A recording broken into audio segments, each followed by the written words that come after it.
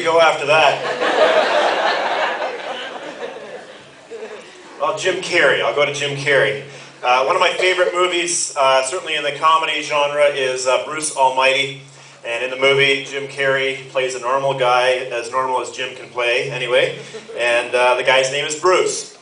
And he's got some hang-ups with God. He feels God has dealt him a raw deal.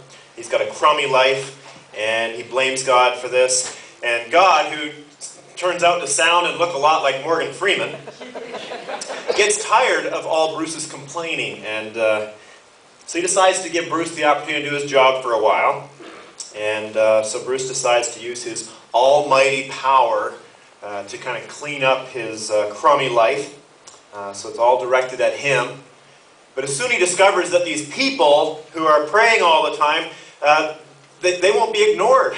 That the prayers are adding up, and so for a while Bruce tries to find a Bruce kind of way of dealing with these prayers, but it only makes the situation worse. And so finally God levels with Bruce and says this: listen, if you want a miracle, if you want proof that I exist, and oh, there we go, that sounds like, okay, if you want a miracle, be the miracle, all right? Be the miracle. So, in other words, if you want me, if you want God, and if you want to enjoy the life that He has planned for you, learn to love others and direct your focus outward instead of just being focused on yourself. Now, generally, people don't hear the voice of God the way that Bruce does. Generally, we don't have the opportunity to sit down over a bowl of soup with God the way that Bruce does. But really, other people meet God and learn about God through those who claim to be His followers, through you and through me. And we're the ones who make God known to them.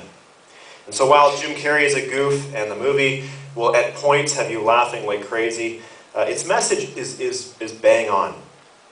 It isn't easy, but if we want to see miracles, God empowers us to be miracles for other people. And if I want to experience the presence of God in greater degree in my life, then I need to love others. And I need to love them well. And that's what we're going to talk about this morning. And we don't need to take Jim Carrey's word for it. The Bible is just full of instruction and counsel on loving others. For example, in 1 Corinthians chapter 13, the Apostle Paul tells us that we can do all the good in the world. Right? We can give all we have to the poor. We can do all the good in the world, but if it doesn't arise out of a heart of love for others, it's useless. It doesn't amount to anything.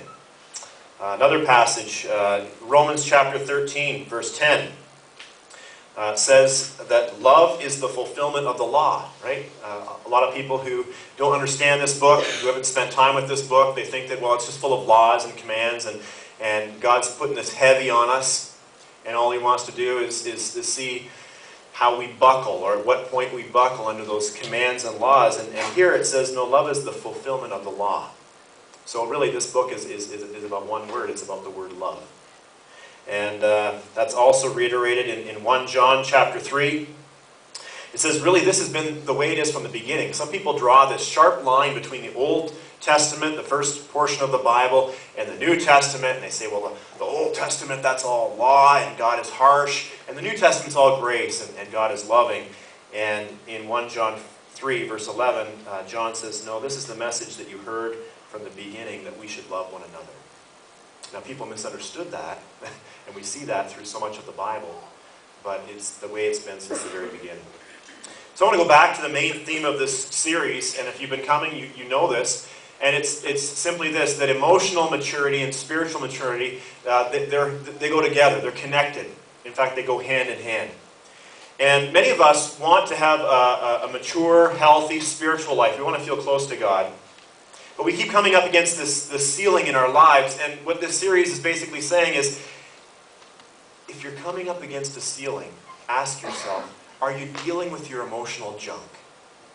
Because if you don't deal with your emotional junk, you're going to hit that ceiling, and you're going to hit that ceiling, and you're never going to get beyond it unless you deal with it. But lots of us try. Lots of us try to get beyond the ceiling without dealing with our emotions and the stuff of our past and how that affects us in the present. And we spent a lot of time in this series talking about this and looking at examples of people trying to do that on their own. And some of us spend our whole lives just kind of like a mouse on a treadmill, just repeating the same mistakes over and over again. And in part, it's because we try to do it without God. But it's not just people who try to go without God who get this experience. Sometimes people who say, well, I accept Jesus as my Savior, as the forgiver of my sins and the leader of my life. And they get real frustrated sometimes because they're like, well, God, I think you sold me a bill of goods here. Because I've done what you told me. I've accepted Jesus, your Son, as my Savior. And I still feel like you don't care. I still feel like you've abandoned me. When the real problem is this. The real problem is you. It's me. We're coming up against that ceiling, that emotional ceiling. And God is trying to, He's inviting us beyond it. But we're unwilling to trust Him. We're still trying to do it on our own, even as believers sometimes. Now, love is a huge thing to God. I just told you about how it's really the central message of the Bible. Jesus talked about love more than any other topic. And God does tell us in His Word that if we want to know Him better, then we need to focus on loving others better. As we love others, our ability and capacity to know and experience and appropriate the love of God goes up as well. But too bad we humans don't keep it simple. By nature, I guess, there's a degree to which we're complex creatures. Use the illustration of a pie. We have different slices, different components that make up who we are. We have the social component, and that's important. We've got the intellectual component, and that's important, and the physical component, and there's a spiritual component. And then there's a fifth component, which is the emotional component. But unfortunately, few of us spend the amount of time and energy focused on that fifth component. We overlook that so often. It's that emotional component that doesn't get the attention that it needs. And let's face it, it can be scary to deal with our emotions. Many of us have emotions that are painful, and when we process that, we just want to cocoon. We don't want to deal with that. Emotions can make us feel out of control. And I mean, who wants to feel out of control? Nobody.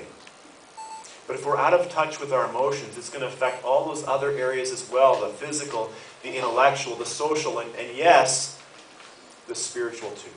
The spiritual as well. If we're out of touch with our emotions, how can we then love others well? How can we love God well? How can we love ourselves well? And really the answer that has been coming out in this series, and that I'll reiterate now, is we can't. We can't love others well. We can't love God well. We can't even love ourselves well without paying attention to that emotional component, that piece of the pie. So we need to remember, instead of ignoring that, we need to remember God created us with that piece. He created us with that emotional component. And when we ignore it, it's going to affect everything else. I want to start this morning by giving you some handles to help you. This is a personal exercise to help you determine where you're at emotionally with regard to emotional maturity. When I think of chronological maturity, I think of life as being divided into 4 main stages. We can make it a lot more complex, but let's just say there are 4 main stages. There's infancy, there's childhood, there's adolescence, and adulthood. All right? And I think we can use those same 4 stages when we look at emotional maturity as well. So let me just spell this out for you. Number 1, the emotional infant. The emotional infant. When a baby, a person from birth to age 1, feels a need, all it does is cry and whine. I mean, you can't blame it because they can't talk, right? What else can they do? And babies will keep crying and whining until their parents figure out what it is that's bothering them, whether they're hungry or they're wet or they're tired and can't sleep and so forth. And if parents don't respond like immediately, the whining and the crying gets louder and louder until baby gets what baby wants.